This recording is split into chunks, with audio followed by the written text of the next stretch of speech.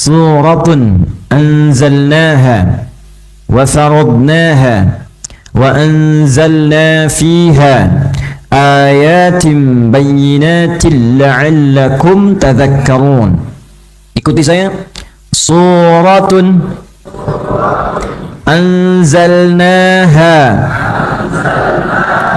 wa faradnaha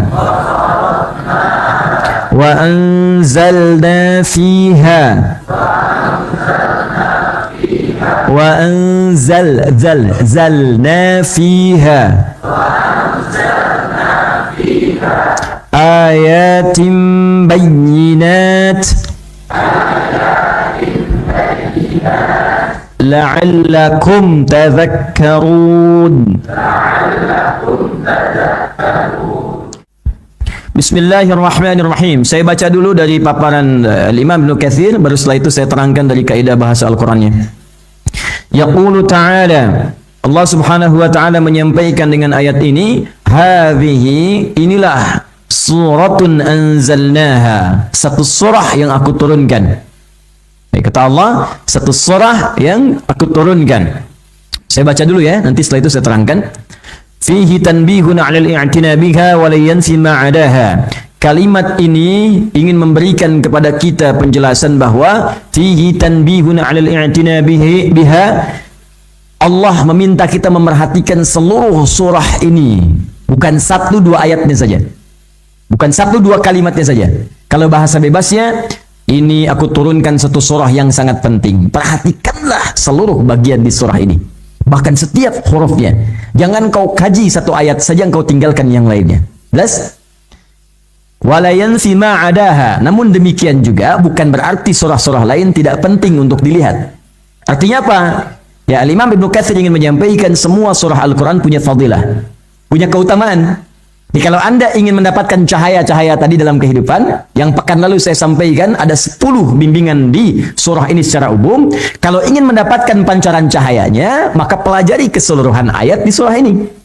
Jangan tinggalkan satu huruf untuk dipahami. Nah, itulah keutamaannya. Nanti surah-surah lain ada fadilahnya sendiri. Misal Al-Mulk disebutkan dalam riwayat memberikan cahaya di alam kubur. Makanya sunnahnya sebelum tidur baca Al-Mulk. Kalau mau latihan dulu misalnya ayat kursi boleh. Makanya dilatih dengan yang kul-kul dulu. Ayat kursi Al-Baqarah 255 gitu kan. Kemudian setelah itu ada 3 kul, muawwadzat thalath. Ya, ada kul huwallahu ahad, Al-Ikhlas, kul a'udzu birabbil falaq, Al-Falaq, kul a'udzu birabbin nas. Itu hadisnya jelas. Sebelum tidur kita baca itu. Ya, tapi itu gangguan pengantar dalam tidur dunia. Tidur yang pendek gitu, yang mungkin besok bangun lagi supaya nggak diganggu setan kan. Ya, setan itu kan bahkan dalam tidur pun dia beraksi. Ya, setan dalam tidur pun mengganggu. Makanya ada yang mimpi buruk, gitu kan? Ya, ada yang kemudian bahkan ada yang dalam tidur masih mencela juga. Nah, tidur masih mencela. Kalau kamu nih, katanya kan tidur tuh. Ya, berarti ada persoalan yang serius yang belum selesai. Ya, makanya coba kalau ingin enak itu gini, mau tidur itu istighfar dulu. Enak tuh nanti enak betul, masya Allah. Istighfar 70, 100 kali, gitu kan? Sampai mendapatkan kenikmatan pikirnya. Nabi aja istighfar. Setelah itu kemudian biasakan baca Al-Quran. Kalau mau latihan yang pendek dulu tadi, ayat kursi, Qul Huwallah, Al-Falaq, An-Nas, itu anak-anak. Kalau sudah mulai dewasa, apalagi sudah balik ke atas seperti kita saat ini, maka naik levelnya. Baca Al-Kahf, ya itu kalau malam Jumat. Baca Al-Mulk, setiap malam Al-Mulk sebelum tidur. Di antara fadilahnya memberikan cahaya di alam kubur saat tidur yang panjang sebelum masuk alam bangkit itu. Jadi kalau di dunia tidur, bangun lagi besoknya. Di alam kubur bangunnya kapan? Nunggu kiamat. Nah, supaya cahayanya dapat terus, dapat dijaga oleh Allah. Salah satu kemuliaannya, surah apa? Al-Mulk. Ada lagi surah Yusuf misalnya, surah 12. Ya tadi Al-Mulk 67, Yusuf 12. Surah Yusuf itu disebut oleh para ulama, kandungannya bisa mengentaskan kesedihan. Bukan sedang gelisah, antum ada masalah di kantor atau di rumah tangga dengan anak-anak kurang nurut, kurang baik, macam-macam, ambil wudhu, buka mushaf, ngadap kiblat, baca surat Yusuf. Baca, ada itu, rajin deh baca tafsir itu. Ya begitu kita baca, riwayatnya tersambung, banyak. Itu kalam para ulama disampaikan dari riwayat-riwayat yang tersambung sebelumnya. Ya, banyak kemuliaannya. Nanti Al-Baqarah, Ali Imran. Yang rajin baca Al-Baqarah, Ali Imran, itu fadilahnya saat terjadi kiamat nanti dalam hisab, itu 2 surah itu akan menjadi pelindung seperti awan. ka'annahuma ghamamatan. Dua surah itu akan menaungi para pecinta Al-Baqarah dan Ali Imran saat suasana begitu menegangkan di hari kiamat. Di panasnya luar biasa, teriknya, capeknya. Semua orang itu udah nggak peduli, yang penting pengen dihisab segera. Pengen dihisab segera. Tapi ada 7 golongan yang santai aja. Cuman golongan ini gabung dengan yang lain, tenda besar. Tenda besar. Ya, di tendanya besar, tergabung 7 golongan. Sab'atun yadhilluhumullahu fi dhillin yawma la dhilla illa dhilluh. 7 golongan. Ya, mereka akan dinaungi oleh Allah di hari kiamat saat naungan itu sulit didapatkan. Siapa mereka di antaranya? Al-Imamul Adil, pemimpin yang adil. Imam itu banyak. Dalam konteks besar kenegaraan, turun ke bawah sampai ke rumah tangga. Ya, kalau adil kita di dunia doanya sulit ditolak, ya, thalathatun la turaddu da'watuhum di Al-Bukhari, riwayat Abu Hurairah. 3 golongan yang doanya sulit ditolak. 1, Al-Imamul Adil. Al-Imamul Adil, pemimpin yang adil. Ya, termasuk di rumah tangga kalau adil, kalau baik, kan? Atau naik lagi di masyarakat, RT, RW sampai ke atas misalnya, ya. Yang kedua, as-shaimah hatta yuftira, orang yang biasa puasa dari mulai puasa sampai buka. Kalau benar puasanya, itu Masya Allah membuka pintu doa cepat dikabulkan. Yang ketiga, da'watul mazlum, doa orang yang terzalimi. Di saat Anda terzalimi dengan benar-benar perbuatan zalimnya, bukan zalim yang direkayasa. Ya, bukan zalim yang direkayasa. Ya, aku terzalimi tapi direkayasa misalnya, bukan itu. Zalim yang betul, begitu terzalimi dia berdoa. Makanya saat ada perasaan gak enak, Bu, ini biasanya sering, jangan pikir yang tinggi-tinggi dulu ya. Ibu suka gak enak dengan perlakuan anak. Padahal ibu yang mengandungnya, ibu yang memberikan asinya, ayah yang mencari nafkahnya dan sebagainya. Tiba-tiba anak membentak. Anak ada hal yang tidak menyenangkan. Nah, itu puncaknya kita barangkali lewat wasilah itu doa akan dikabulkan. Jangan marahi anaknya. Istighfar dulu, berdoa. Boleh doanya langsung kepada anaknya, minta, ya Allah, jadikan anak saya soleh. Ya nak, ayo nak, soleh ya, soleh. Dah. Ya, mama kok nggak marah? Soleh.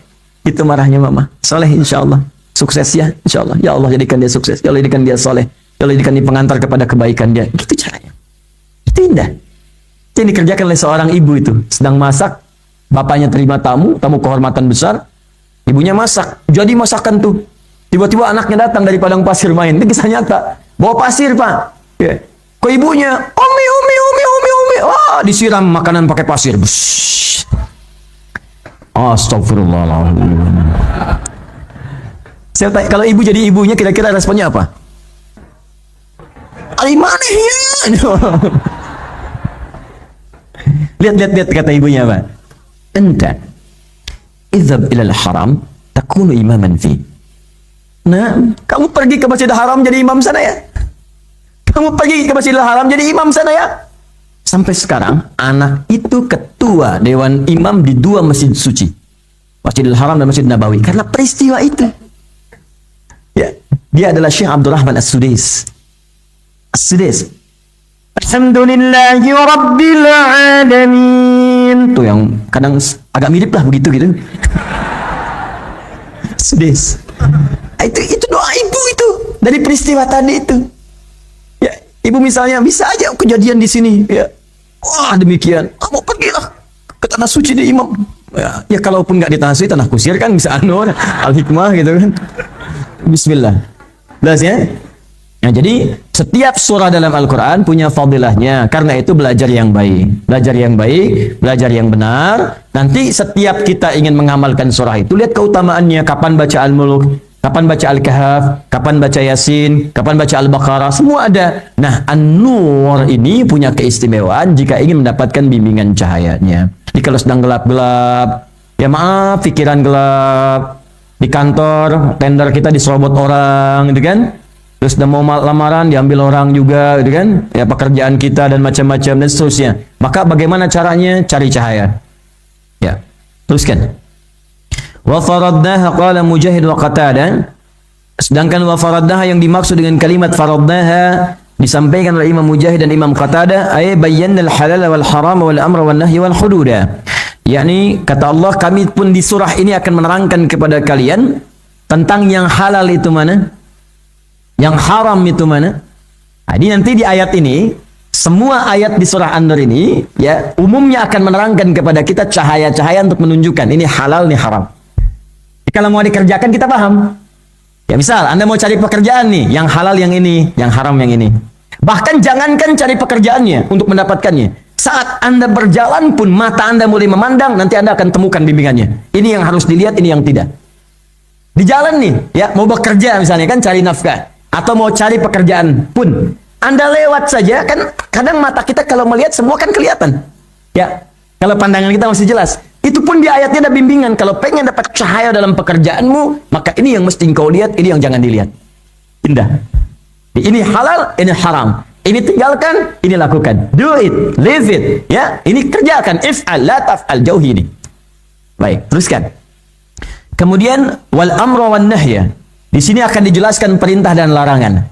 Jadi kalau yang pertama itu membuka objek, ini yang halal, ini haram. Yang kedua, bagaimana cara kita mendapatkan yang halal, menjauhi yang haram. Maka diturunkan kemudian perintah dan larangan. Ya, perintah. Jadi ketika Allah memberikan perintah itu, baik ibadah sifatnya ataupun bimbingan hidup, sebetulnya untuk memudahkan kita mencapai tujuan. Contoh, gini. Ya, siapa yang pengen sukses? Angkat tangan. Ya, baik. Dah, turun. Ya. Siapa yang ingin bahagia? Angkat tangan. Baik. Nah. Pilih, sukses tidak bahagia, atau bahagia tapi nggak sukses. Nggak ada pilihan ketiga, jangan dulu. Nah, sekarang siapa yang pengen sukses dan bahagia? Ya, alhamdulillah, sudah. Itu nggak ngangkat pun pasti. Nah, sukses dan bahagia namanya falah. Salah. Apa namanya? Falahun. Falahun. Kalau itu digenggam oleh kita, begini, saya menggenggam kesuksesan dan kebahagiaan. Dan gak mau saya lepas. Itu aflah namanya. Apa namanya? Aflah. Baik, sukses dan bahagia namanya apa? Nah, supaya kita menggenggam aflah nih, aflah kita genggam dengan baik untuk mendapatkan falah. Bagaimana caranya? Falah halalun. Ya kan? Ini yang ingin saya dapatkan. Bagaimana mendapatkannya? Amrun, Allah turunkan perintah. Perintah itu diturunkan supaya kita menggenggam kesuksesan. Bukan supaya kita capek mengerjakan perintahnya. Dia pahami dengan baik nih cara berpikirnya. Kalau nggak paham ini, nanti malas mengerjakan perintahnya. Contoh apa? Allah turunkan perintah untuk ibadah, sholat. Misal, ketika Allah meminta kita sholat, sebetulnya bukan sholatnya.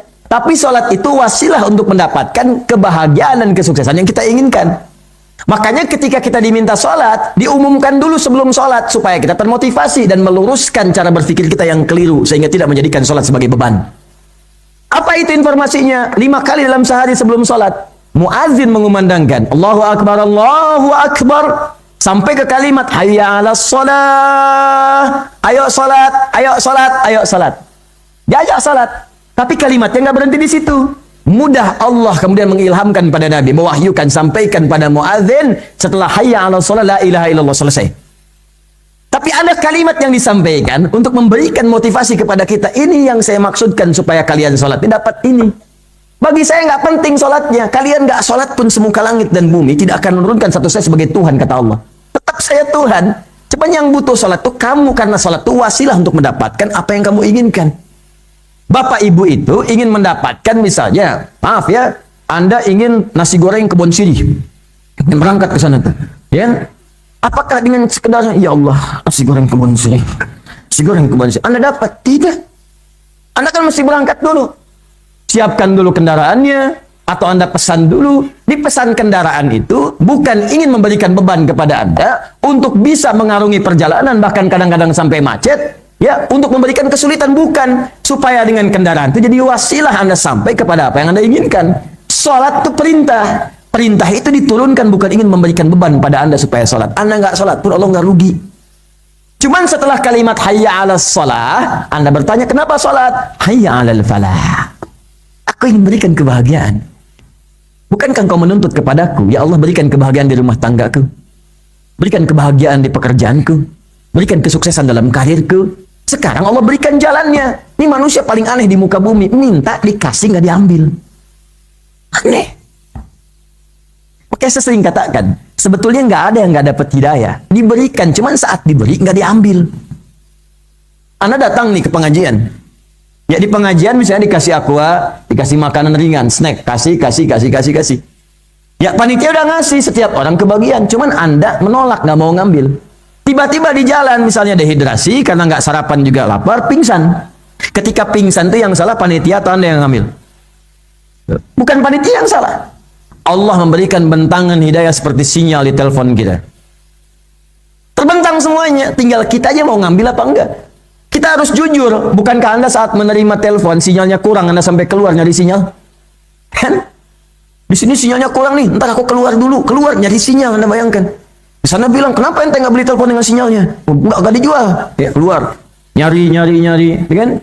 Supaya mendapatkan sinyal. Nah, ayat itu dipancarkan oleh Allah. Dipancarkan. Quran surah ke-29 ayat 69. Walladzina jahadu fina lanahdiyannahum subulana. Orang-orang yang mau bergerak mengambil hidayah kami. Berjuang, mencari, mengambil. Kalau dia mau ambil, saya tunjukkan jalan-jalan yang lebih terbuka, kata Allah. Cara berpikirnya begitu. Jadi nanti, kalau kita bahas ayat selanjutnya, ini maksud saya, Anda menemukan perintah dari Allah. Misal, jauhi zina, kerjakan sholat, pandang begini, dengar begini, katakan ini, melangkah seperti ini. Semua perintah dan larangan yang tersebut di surat ini adalah wasilah untuk mengantarkan pada apa yang kita inginkan dari kebahagiaan dan kesuksesan itu. Paham cara berpikirnya? Jadi kalau sudah begitu, nggak akan jadi beban. Dan nggak akan buat aturan lain. Ini kata Allah, zina begini, bikin yang lain. Yang gini nggak zina. Ya repot kayak gitu. Jelas ya? Kata Allah, sudah. Ya, ini dilarang. Ya antum jangan halalkan. Yang halal halal, yang haram haram. Jadi kalau ditukar nggak akan dapat yang diharapkan tadi. Mungkin terlihatnya sederhana. Di depan tuh kelihatan indah. Fata Morgana kan begitu. Kelihatan seperti oase. Begitu dikejar, nggak ada. Ya kan? Kelihatannya seperti indah dari jauh, begitu dikejar nggak ada, cuman bayangan aja. Sama, maksiat juga begitu. Kelihatannya besar. Ini proyeknya besar, nilainya besar. Di awal-awal, begitu udah dapat, tangkap KPK, udah penyesalannya dalam. Paham?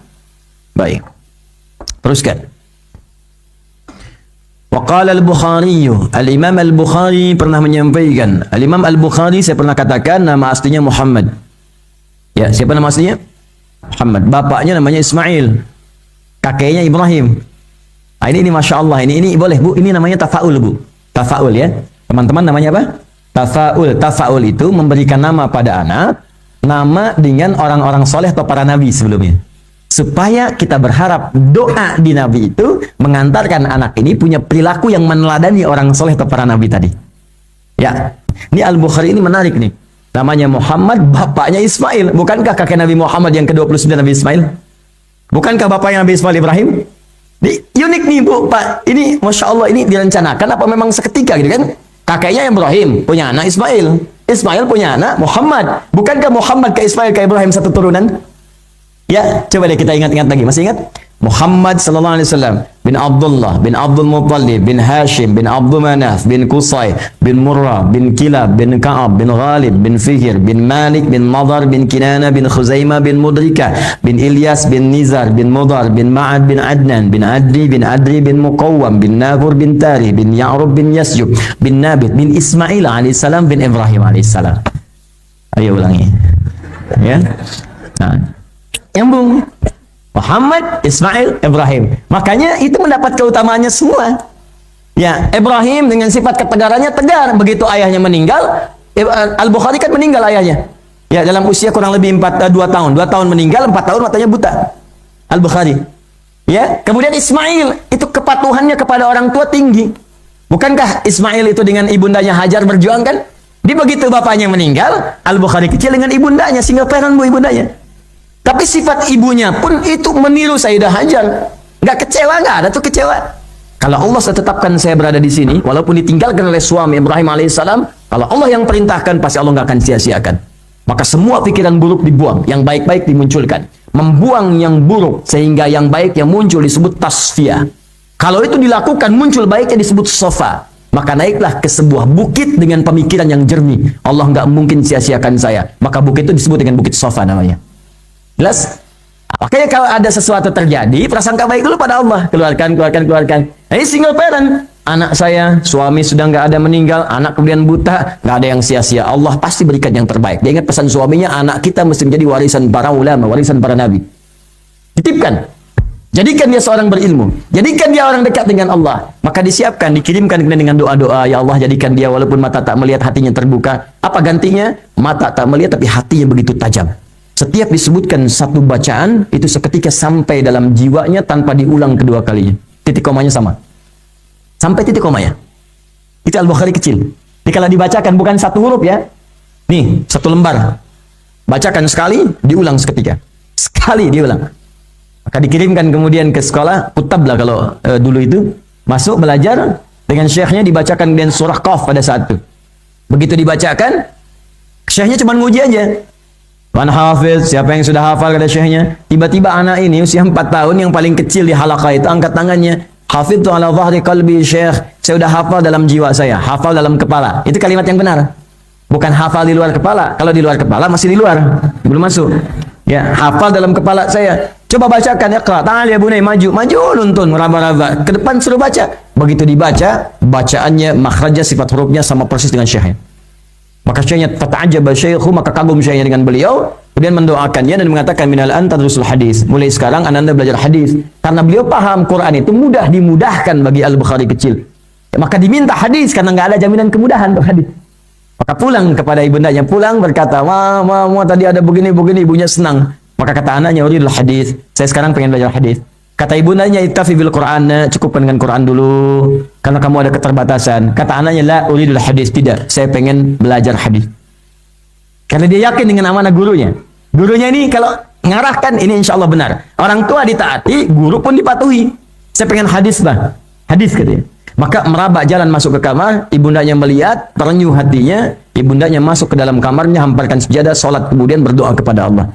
Dalam doanya lelah sampai lelah menangis mohon kepada Allah. Kalimatnya sangat populer. Yal basir, yalladzi ala kulli syai'in qadir, a'id basirat tabni. Yal basir, yalladzi ala kulli syai'in qadir. Hai Allah yang maha melihat. Jika anda ingin minta, sebut nama Allah sesuai hajat kita. Namanya Al-Asma'ul Husna. Dalilnya Quran surah 17 ayat 110. Qulid Allah awid ar-Rahman ayyamma tad'u falahul asma'ul husna. Ya. Kemudian juga ada disebutkan di Quran surah ke-7 ayat 180. Ya, walillahil asma'ul husna fad'uuhu biha. Allah punya nama-nama terbaik. Kalau anda punya kebutuhan, cari nama yang sesuai dengan kebutuhan anda. Pengen ilmu, ya Al-Adim. Pengen rizki, ya Razzaq. Ini pengen matanya, penglihatannya balik, maka disebut namanya ya Al-Basir. Ya Allah yang maha melihat, yang tidak punya batas dalam kuasamu. Karena kata medis ini terbatas, gak bisa lihat. Kata klinis, buta permanen. Engkau tak punya batas dalam pemberianmu untuk penglihatan. Maka mohon ya Allah, kembalikan penglihatan anakku. Itu sampai kemudian capek, lelah, tertidur. Dalam tidurnya bermimpi bertemu Nabi Ibrahim alaihissalam. Disampaikan, anakmu akan melihat lagi.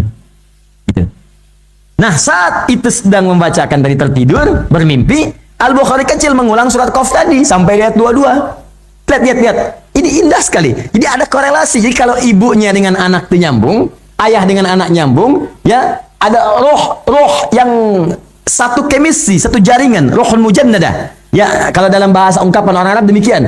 Jadi roh satu dengan yang lainnya itu akan akrab kalau dia memang terbiasa beramal soleh demikian. Anak dengan ibu punya perasaan, tapi kalau amalannya benar, itu amalan itu akan saling menjaga. Ibu berdoa minta anak dikembalikan penglihatan, anak mengulang hafalan. Begitu sampai di ayat 22, Quran surah Qaf tadi, surah 50 ayat 22, perhatikan kalimatnya. Laqad kunta ya fi ghaflatin min hadha fakashafna anka ghita'aka fabasaruka al-yawma hadid. Laqad kunta fi ghaflatin min hadha, sungguh engkau sebelumnya enggak bisa ngelihat. Ya. Fakashafna anka ghita'aka, maka kami buka kemudian penutup di matamu itu yang membuat kamu enggak bisa lihat. Wabasaruka al-yawma hadid, maka mulai hari ini pandanganmu akan menatap dengan tajam. Sebetulnya ayat ini bicara tentang kondisi hari kiamat yang nggak nampak surga neraka segalanya, nggak nampak pada kita, maka dibuka hijabnya terlihat semua. Tapi ayat ini kemuliaannya diturunkan khusus karena doa ibundanya tadi, bukan konteks kiamat, tapi barakah kemanfaatan dari ayat ini diturunkan kepada Al-Bukhari kecil. Begitu membaca wabasaruka al-yawma hadid, pandanganmu akan terbuka dengan tajam, tiba-tiba seketika sembuh penyakitnya. Melihat dia dengan kemuliaan Qurannya. Di banyak nanti Bapak Ibu sekalian, itu nanti di Quran surah 5 rumusnya, ayat ke-35, paling kanan sebelah bawah. Itu rumus kalau ingin dapat sesuatu, mendekat kepada Allah, maka Allah akan kabulkan walaupun mustahil menurut manusia. Ada seorang siswa di Jamiah Islamiyah di Madinah Al-Munawwarah, matanya itu udah minusnya tinggi, dia nggak bisa kelihatan. Dia ikut umrah, minta dibimbing temannya, maksudnya diajak. Ya, jadi pas bagian sa'i, dia bilang, udah kamu jalan aja dulu. Jalan, biar tinggal saya di sini, biar kamu nggak repot. Dia minum air zam-zam. Begitu minum, dia ngadap ke kiblat, minum, kan doa zam-zam itu selesai dari Nabi, tuntas. Ma'u zam-zam lima syuribala. Air zam-zam itu saat diminum berdoa sesuai dengan yang diniatkan. Maka Allah akan mengabulkan dengan wasilah doa itu. Bukan airnya, wasilah doa itu. Dengan keyakinannya. Begitu dia minum, selesai, dia ambil airnya, dia usapkan ke matanya. Ya Allah, saya pengen lihat lagi, pengen lihat lagi. Tiba-tiba terbuka. Ya, terbuka. Apa yang terbuka? Loh, kok jelas katanya. Dipakai kacamata jadi buram. Padahal yang tadinya nggak bisa lihat, pakai bantuan kacamata jelas. Ini tidak, dipakai buram, dibuka, lihat lagi jelas. Dia teriak, Allahu Akbar, Allahu Akbar, Allahu Akbar, saya lihat Allahu Akbar. Ada orang Mesir, ini viral juga di YouTube, viral. Yang orang Mesir, yang tadinya nggak lihat, sujud menghadap kiblat, minta sama Allah. Begitu sujud, bangun, ngelihat lagi. Sampai askarnya, ini ada apa, ternyata bisa melihat. Dipeluk semua askar, ya Allah, saya bisa lihat lagi, ya Allah, saya bisa lihat lagi. Masya Allah. Makanya kalau sedang di tanah suci, dia minta yang baik, yang benar, dari hati kita. Jangan cuma asal keluar aja, minta yang khusyuk. Itu rumus doa di Quran surah ke-7 ayat 205. Minta yang khusyuk, berharap yang penuh, terus dekatkan diri kita dengan Allah. Maka saat bermimpi tadi ada, Al-Bukhari mengulang hafalan tadi, pas bertemu di satu hal yang sama. Tiba-tiba melihat, kaget, lompat, dikejar ibunya. Umi, lakal ra'ait. Saya bisa lihat lagi, mama. Kaget, ibunya bangun. Begitu bangun, kata ibunya, seakan tak percaya. Kata ibunya, rubbama ra'aita biqalbika ya bunai. Mungkin anakku engkau melihat dengan hatimu. Ini saya dengan mata saya melihat. Ini ibu kan pakai baju ini, samping kita ada benda-benda ini, disebutkan. Maka keduanya berpelukan, Masya Allah. Dari peristiwa itulah kemudian serius belajar hadis sampai menyelesaikan Sahih Al-Bukhari 16 tahun. Ditulis di Mekah, disempurnakan di Madinah. Itulah Al-Bukhari. Ini kisah ini ditemukan nanti di jilid pertama dari 16 jilid. Nama kitabnya Fathul Bari, fi syarah Sahih Al-Bukhari karangan Ibnu Hajar Al-Asqalani. Ya, jilid pertama yang mukaddimah. Kalau Anda punya, itu ada yang warna orange tuh, terjemahan Indonesia ada. Jadi halaman 631 sampai 634. Ya, paling kiri sebelah agak ke bawah sedikit. Di situ dijelaskan, ya. Dan versinya jelas. Jadi silahkan. Makanya kalau baca sesuatu, tuntaskan dari awal sampai akhir. Supaya nanti ada kebagian-bagian yang lain yang bisa kita dapatkan. Ya, paham di sini? Baik. Nah, waqala Al-Bukhari, maka berkata Imam Al-Bukhari menunjuk pada nama daerahnya. Nama aslinya tadi siapa? Muhammad. Bapaknya Ismail. Kakeknya Ibrahim. Kakek buyutnya Al-Mughirah. Yang buyutnya Al-Bardizbah. Tinggal di mana? Kecamatan Ju'fah. Di mana? Kabupaten Bukhara. Di mana? Provinsi Khurasan. Negaranya sekarang Uzbekistan.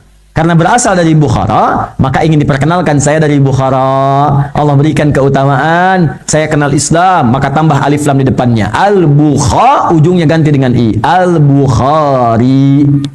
Jelas ya? Saya dari Banten, Al-Bantani. Saya dari Bekasi, Al-Bekasi. Ya, saya dari Tanah Kusir, ya, Al-Tanah Kusiri, ya. Baik. Saya dari Jakarta, biasanya nggak enak, ganti pakai Betawi, Al-Betawi. Wa man qara'a faradnaha yaqulu faradna 'alaikum wa 'ala man ba'dakum. Dah, tutup dulu sampai sini. Lihat sini, kata Imam Al-Bukhari ketika Anda membaca ayat ini pada kalimat wa faradnaha sampai sini, kata Imam Al-Bukhari, perhatikan baik-baik, maka ini berlaku saat ayat ini diturunkan dan tanpa batas dalam setiap masa sampai dengan kiamat tiba. Diturunkan pada Nabi Muhammad dan orang-orang setelahnya. Maksudnya gini, Allah turunkan surat ini kepada Nabi Muhammad SAW dan diberikan cahaya.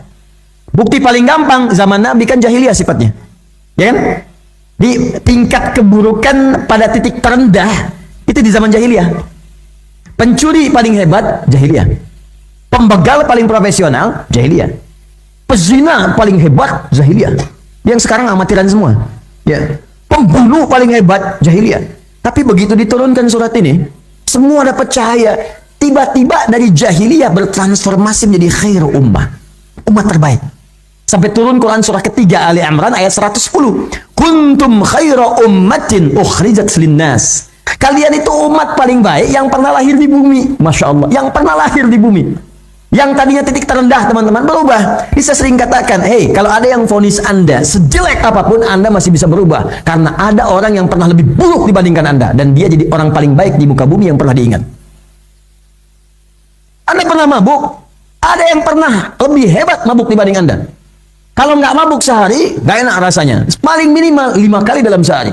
Tapi ketika mendapat bimbingan dari Al-Quran, berubah jadi orang yang paling taat, dan ayat larangan mabuk turun karena permintaan beliau kepada Allah. Minta kepada Nabi, bertanya. Nabi menunggu, turun langsung kemudian surah sampai Al-Maidah 90 itu turun. Karena siapa permintaan sahabat mulia ini?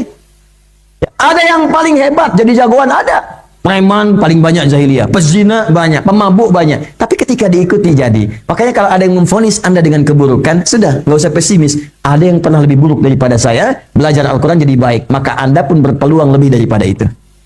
Jelas? Maka kata Imam Al-Bukhari, surat ini diturunkan bukan ingin memuliakan umat di zaman Nabi Muhammad saja, tapi berlaku bagi orang-orang setelahnya yang ingin mendapatkan kemuliaan dia. Paham sampai sini?